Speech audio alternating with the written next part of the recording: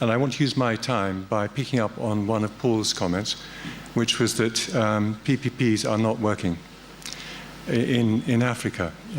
And I want us all really to think about what's not working rather than what is working.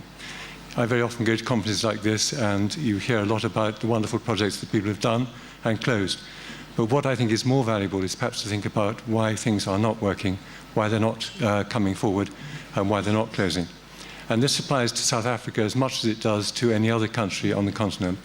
How long have we been talking about Chris Hani Baragwanath Hospital? How long have we been talking about prisons? And now we're talking about water.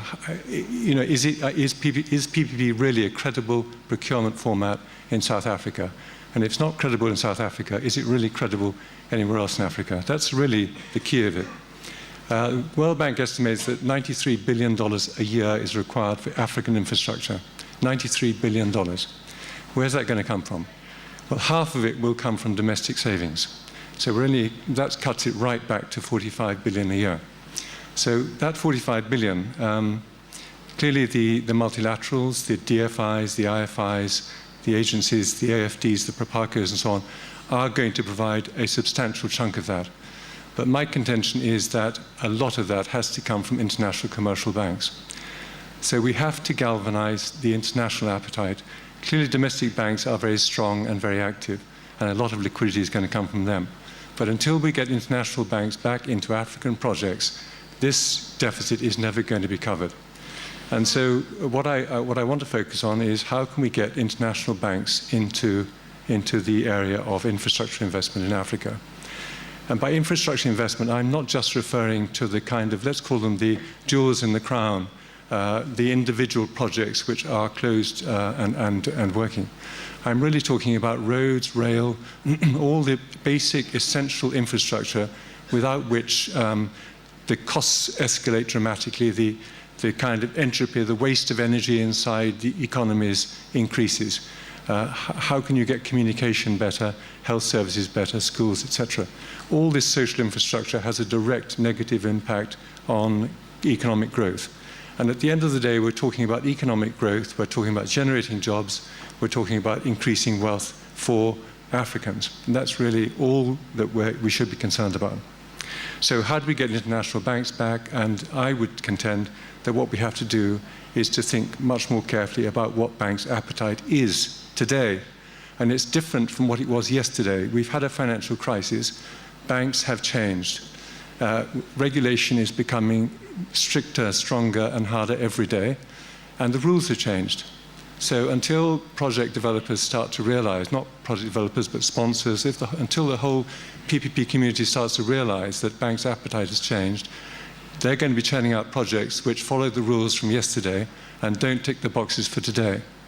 And one of the key boxes, apart from all the general risk issues which we know about, country risk, project risks, all the rest of it, we also have new risks. And those new risks are use of capital, efficient use of capital, and short tenors.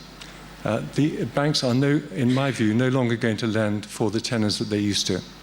They have to maintain stable funding internally, which means that if they lend for 25 years, they have to be able to fund themselves 25 years. And currently we're using a 6-month LIBOR interbank market, and this doesn't satisfy the regulator. So we're going to need to find a mechanism for Africa, either country by country or continental, which provides a reliable refinancing mechanism so that international banks can say, we're going to be in there for the construction period, or construction period plus 1 or 2 years, so 5, 7 years max, and then we're going to get out. And so this mechanism has to be developed. I think it's absolutely essential, and I don't hear anybody talking about it. So let's call it an infrastructure bank for Africa, or an infrastructure bank for Nigeria, or for whichever country we're talking about. This is imperative.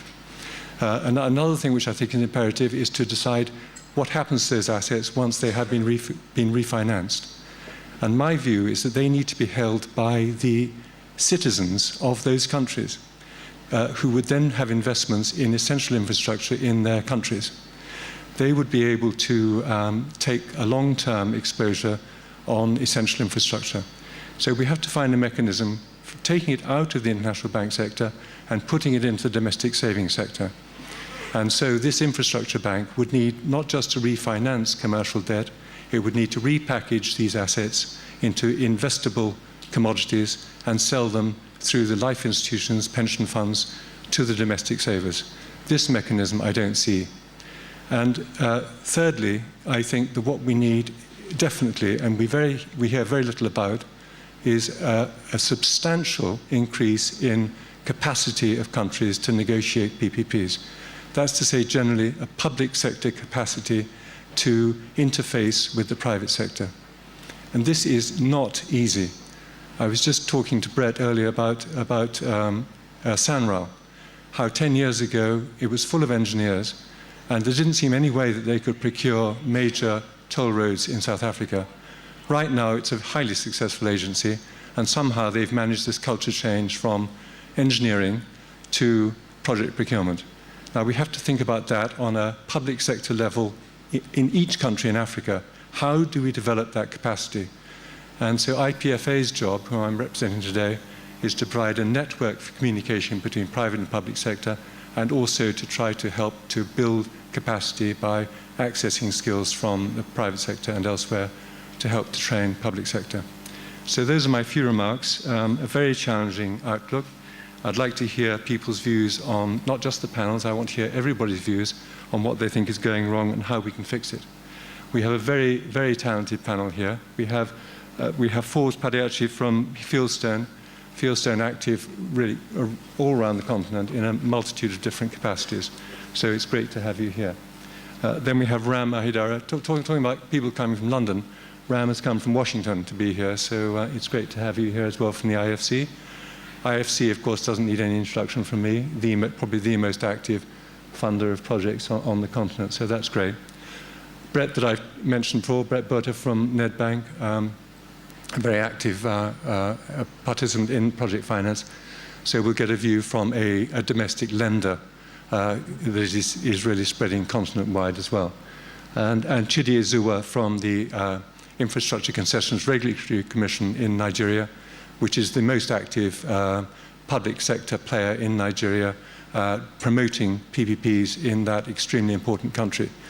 And unless Nigeria gets it right, I can't see much hope for any other part of sub-Saharan Africa. So it's very important that ICRC gets it right for Nigeria.